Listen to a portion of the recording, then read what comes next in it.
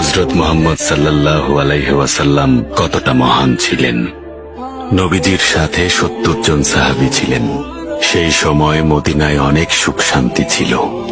হঠাৎ অনেক খারাপ সময় চলে আসে সেখানে। বেহেশতের মতো শহর দোজখ হয়ে গেল।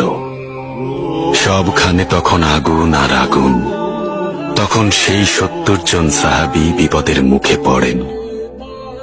কেউ আহত হন, কেউ বা মারা যান, কারণ তাদের জন্যই এই ফাঁদ পাতা হয়েছিল। আমাদের নবীজি তখন এই ঘটনার পরে ভীষণ দুঃখ পেয়েছিলেন।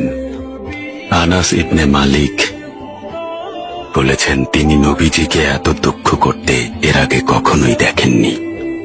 আমাদের নবীজি প্রতি ওয়াক্ত নামাজে ওইসব নিষ্ঠুরদের অভিশাপ দিতেন। এরপর কি হলো এফেন্দি? এরপরই কোরআনের এই আয়াতটি নাজিল হলো, হে মুহাম্মদ, আমি আপনাকে বিশ্ববাসীর জন্য রহমত স্বরূপ প্রেরণ করেছি।